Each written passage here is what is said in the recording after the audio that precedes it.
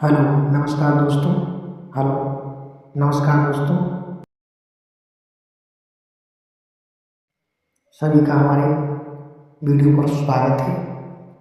अध्याय 1 विलयन एवं केमिस्ट्री रसायन विज्ञान की बात कर रहे हैं। रसायन विज्ञान आज से हमारा चालू है। पेपर में इम्पोर्टेंट जो प्रश्न आपके आने वाले हैं वो करा रहे हैं। जो आपके इम्पोर्टेंट प्रश्न है वो कराए जा रहे हैं। पहला अध्याय आपका है रसायन विज्ञान में विलयन सॉल्यूशन। इसमें इम्पोर्टेंट जो आपके लेसन है वो पढ़ाए जा रहे हैं। यही आपका पेपर में आ भी सकता है। मौलता क्या है? मौलता 1 लीटर विलयन में उपस्थित विलय के मोलों की संख्या को मौलता कहते हैं। 1 लीटर विलयन में उपस्थित विलय के मोलों की संख्या को मौलता कहते हैं। कॉपी में नोट कर लो, यही आएगा, कॉपी में नोट कर लो। सूत्र इसका होता है यम बराबर विलय के मोल या विलयन का आयतन लीटर। नोट कर लो पर। प्रश्न नंबर दूसरा है राउल्ट का नियम लिखिए। राउल्ट का नियम लिखिए। ये 2 नंबर वाले प्रश्न है। 2 नंबर वाले 1 नंबर वाले पहले पूछे जाते हैं। राउल्ट का नियम लिखिए। राउल्ट का नियम किसी आदर्श विलयन में वाष्प दाब शुद्ध विलायक के वाष्प दाब के अनुपात को क्या कहते हैं? राउल्ट का नियम कहते हैं। लिख देना, ये समझ में आया? ये लिखना है, ठीक है। अगला प्रश्न आपका, अगला अध्याय आपका शुरू होगा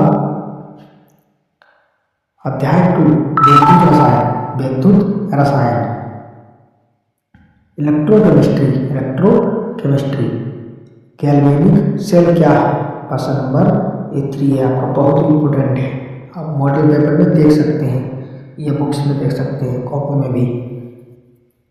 उत्तर है इसका गैल्वेनिक सेल क्या है? उत्तर है इसका वह सेल जिसमें रासायनिक ऊर्जा विद्युत ऊर्जा में परिवर्तित होती है, गैल्वेनिक सेल कहलाता है।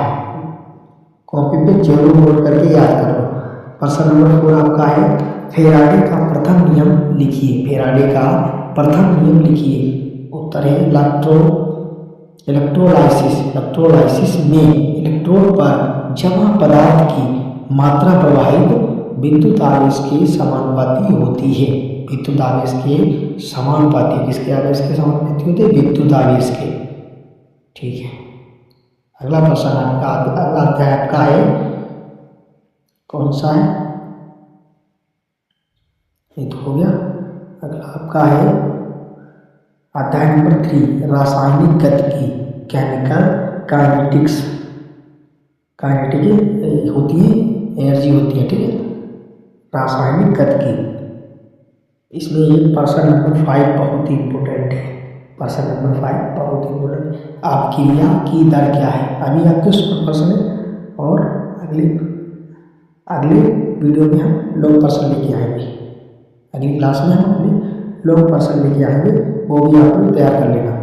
अपक्रिया की इंपॉर्टेंट वो भी होगी। अपक्रिया की दर क्या है? अपक्रिया की दर क्या है? समय के साथ अभिकारकों या उत्पादों की सांद्रता में परिवर्तन की दर को अपक्रिया की दर कहते हैं। अपक्रिया की दर कहते हैं।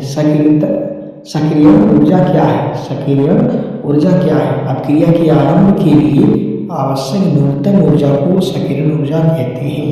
सक्रिय ऊर्जा कहते हैं। अगला अध्याय आपका है 4 टी ब्लॉक एवं एफ ब्लॉक।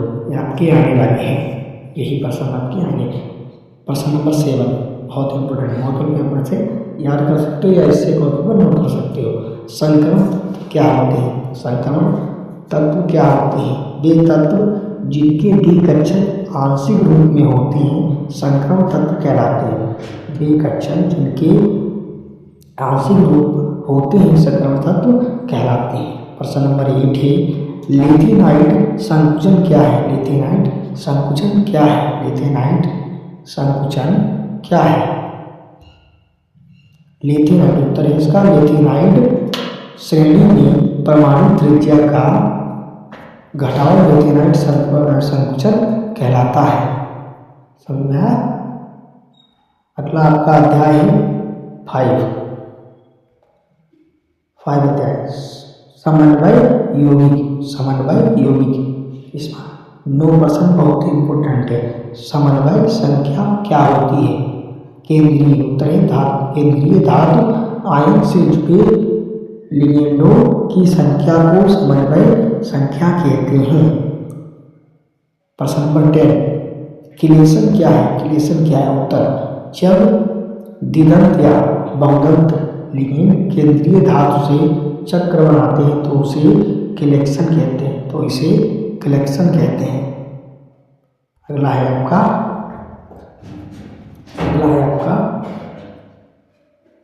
हेलोएल्केन एवं हेलोएरिन, हेलोएल्केन एवं हेलोएरिन।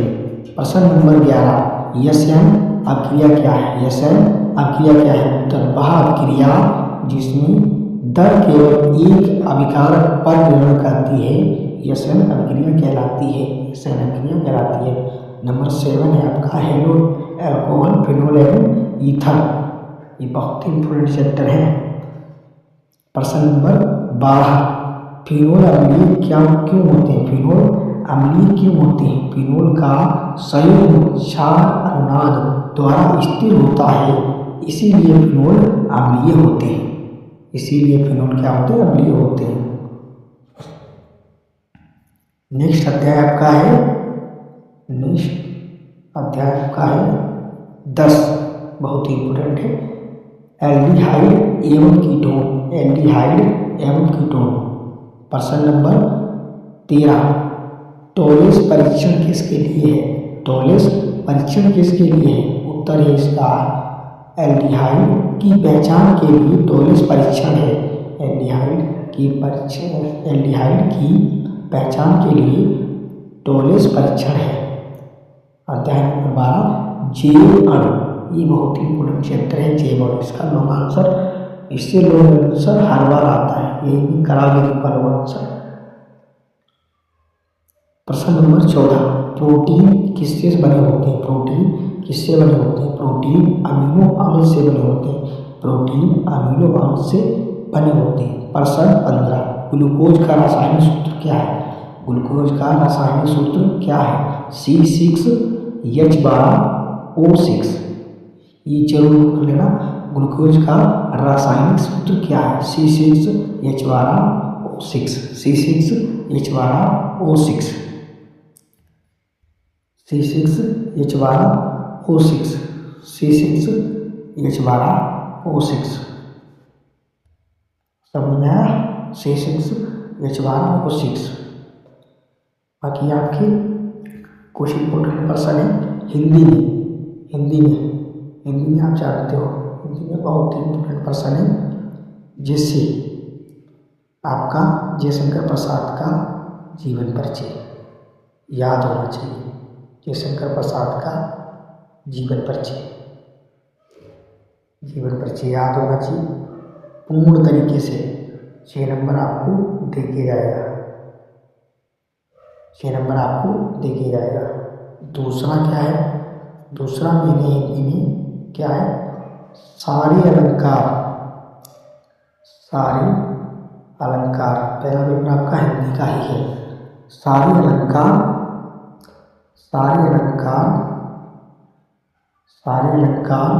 और सारे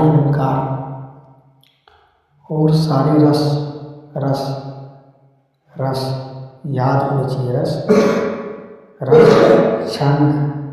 छंद और चौपाई, ये आपको याद होनी चाहिए, कंप्लीट याद होनी चाहिए। हिंदी में पर्यायवाची शब्द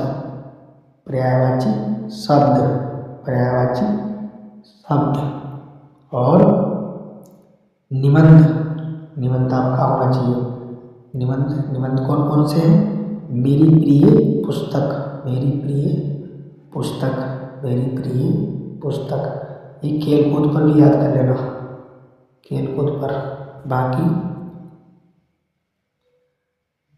बाकी हिंदी में आपको अनेकार्थी शब्द आते हैं, अनेकार्थी शब्द आते हैं।